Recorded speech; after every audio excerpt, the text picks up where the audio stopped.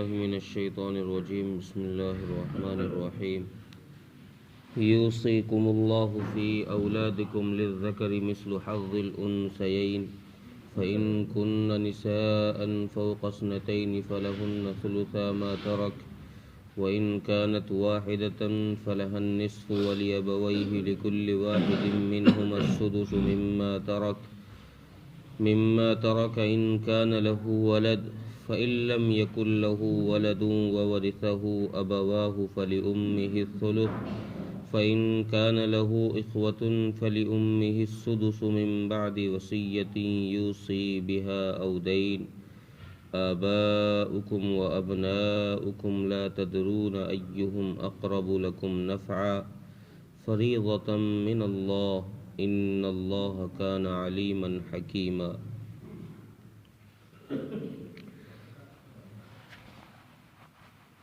اس سورت کے شروع میں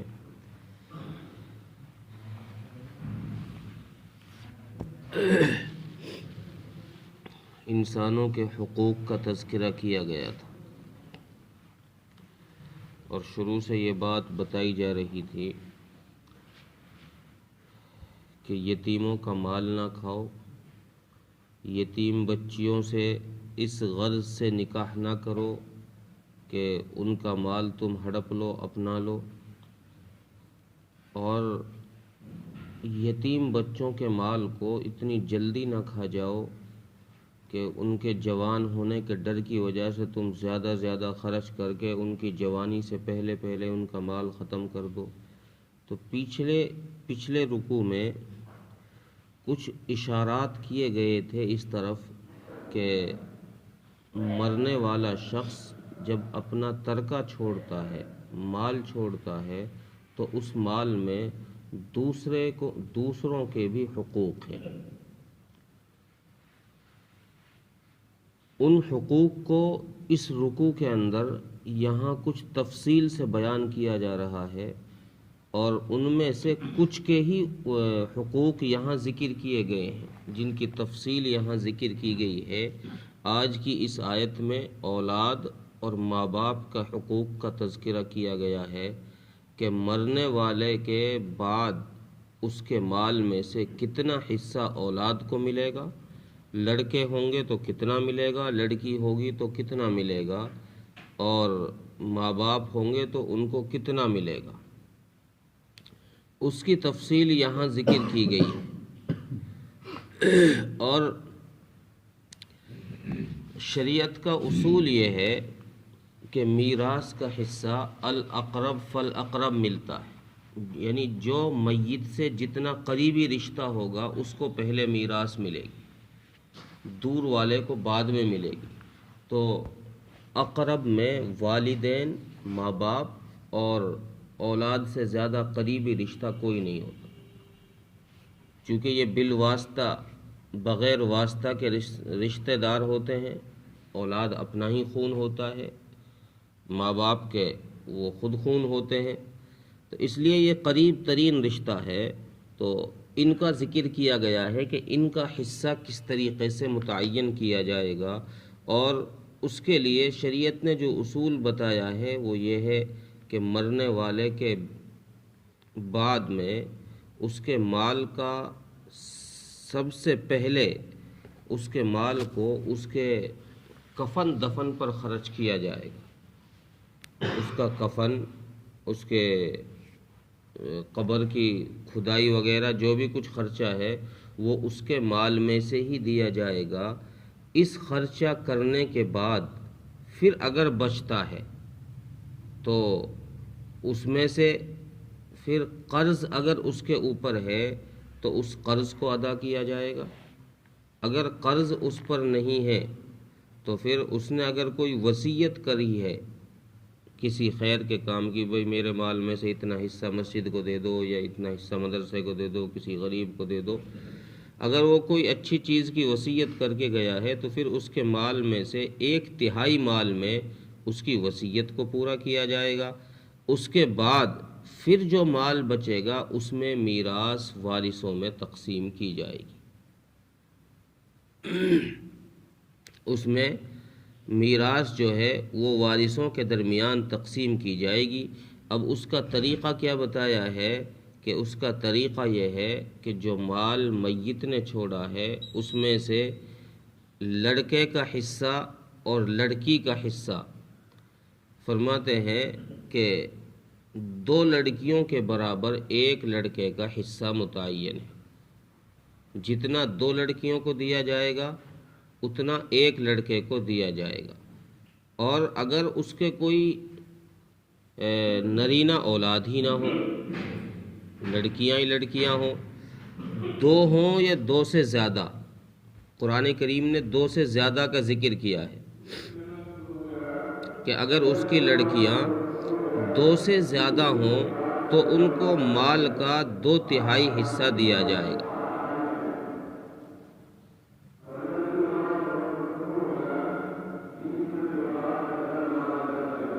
اگر لڑکیاں 2 سے زیادہ ہوں مرنے والے کے تو مال کا 2/3 حصہ ان کو دیا جائے گا، اور اگر 2 ہوں، اس کا ذکر چونکہ یہاں آیت میں نہیں ہے صراحتاً، تو احادیث میں حضرت جابر رضی اللہ تعالیٰ عنہ کی حدیث ہے، جابر فرماتے ہیں کہ ہم ایک دن نبی اکرم صلی اللہ علیہ وسلم کے ساتھ مدینہ منورہ میں تشریف لے جا رہے تھے، تو ہمارا گزر ایک انصاری عورت کے پاس سے ہوا۔ اس عورت کے ساتھ 2 بچیاں تھیں، اور وہ شکایت لے کر رسول اللہ صلی اللہ علیہ وسلم کے پاس آئی، اور اس نے آ کر کہا کہ یا رسول اللہ، یہ بچیاں قیس بن ثابت کی بیٹی ہیں، یعنی ان کے شوہر کا نام حضرت قیس بن ثابت رضی اللہ عنہ تھا، اور کہنے لگی کہ اللہ کے نبی، ان کا انتقال ہو گیا، وہ شہید ہو گئے غزوہ احد میں، اور جو ان کی وراثت میں مال تھا اس مال پر ان کے چچا نے یعنی میرے دیور نے اس پر قبضہ کر لیا۔ اب آپ بتائیے کہ ان بچیوں کی پرورش میں کیسے کروں، اور ان سے نکاح بھی کون کرے گا جب ان کے پاس ویسے ہی کچھ نہیں ہوگا؟ تو آپ اس بارے میں ذرا فیصلہ فرما دیجئے۔ رسول اکرم صلی اللہ علیہ وسلم نے توقف فرمایا اور اس سے فرمایا کہ اگر اللہ کا کوئی حکم آئے گا تو میں تمہیں بتاؤں گا۔ پھر یہ آیت کریمہ نازل ہوئی، اور اللہ کے نبی صلی اللہ علیہ وسلم نے اس عورت کو بلایا، اور اس کے دیور کو بھی بلایا، ان بچیوں کے چچا کو، اور ان سے کہا کہ بھئی ایسا کرو، اس مال میں سے 2/3 حصہ ان بچیوں کو دو، اور 8واں حصہ ان کی ماں کو دو، باقی جو کچھ بچتا ہے اس کو تم خود اپنے پاس رکھ لو۔ یہ شریعت نے قانون بیان کیا، ضابطہ بیان کیا ہے، اور ماں باپ کے لیے اگر مرنے والے کے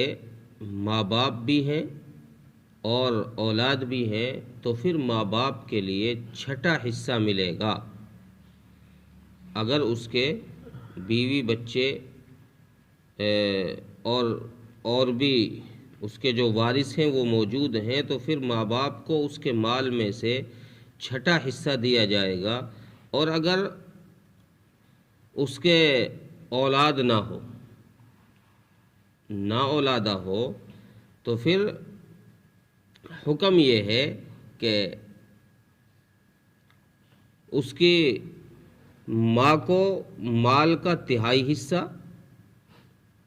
اور باپ کو 2 حصے دیے جائیں۔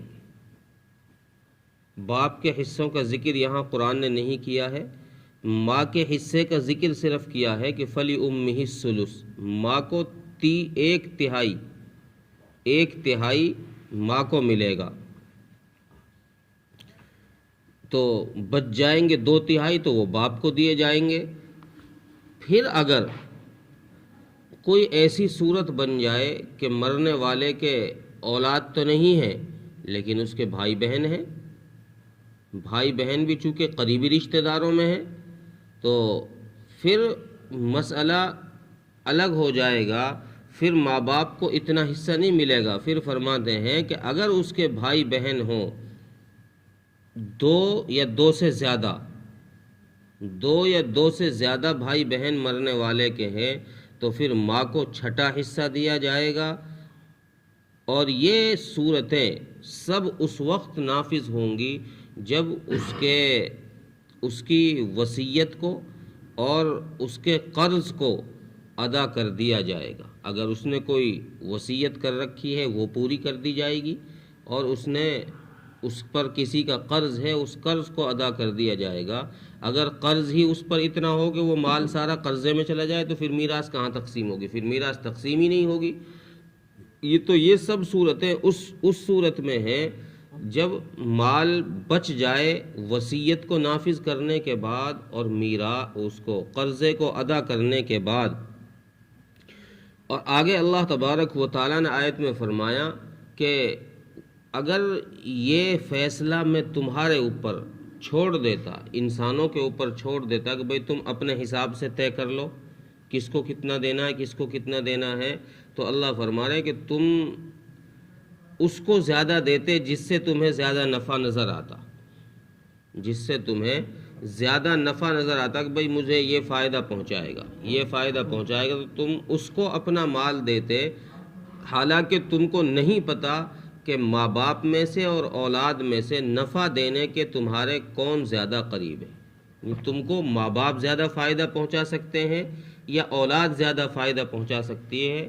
دنیا اور آخرت میں اس بات کا علم اللہ کو ہے، اس لیے اللہ فرما رہے ہیں جب علم ہمارے پاس ہے تو حصے بھی ہم نے ہی مقرر کیے کہ باپ کو اتنا ملے گا، ماں کو اتنا ملے گا، بیٹے کو اتنا، بیوی کو اتنا. یہ حصے ہم نے مقرر کیے ہیں اور ہم جاننے والے ہیں اور حکمت والے ہیں. ہمیں پتہ ہے کس کو کتنا دینا چاہیے، کس کو کتنا دینا چاہیے. ترجمہ دیکھیں. یوصیکم اللہ فی اولادکم للذکر مثل حظ الانثیین، اور اللہ تعالیٰ تم کو وصیت کرتا ہے تمہاری اولاد کے بارے میں کہ للذکر مثل حظ الانثیین، کہ لڑکے کا حصہ، ایک لڑکے کا حصہ دو لڑکیوں کے برابر ہے. فَإِن كُنَّ نِسَاءً فَوْقَ اثْنَتَيْنِ، پس اگر اس کے دو لڑکیوں سے زیادہ ہوں، فَلَهُنَّ ثُلُثَا مَا تَرَكَ، تو پھر ان دو کو مال میں سے 2/3 حصہ دیا جائے.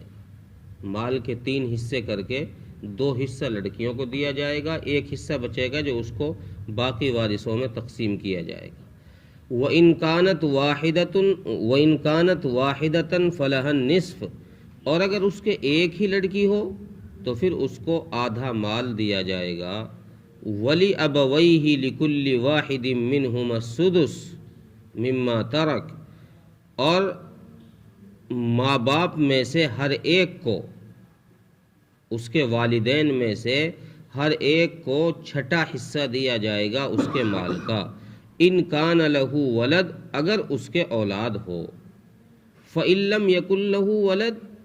وورثہ ابواہ فلأمہ الثلث، پس اگر اس کے اولاد نہ ہو اور وارث ہوں ماں باپ تو پھر ماں کو ملے گا مال کا 1/3 حصہ. فإن کان لہ اخوة فلأمہ السدس، پس اگر اس کے بھائی بہن ہوں 2 سے زیادہ تو پھر ماں کو چھٹا حصہ ملے گا. من بعد وصیۃ یوصی بہا او دین، اور یہ اس کے قرض اور وصیت کو پورا کرنے کے بعد یہ حصہ تقسیم کیا جائے گا. آباؤکم و ابناؤکم لا تدرون ایہم اقرب لکم نفعا، تمہیں نہیں پتہ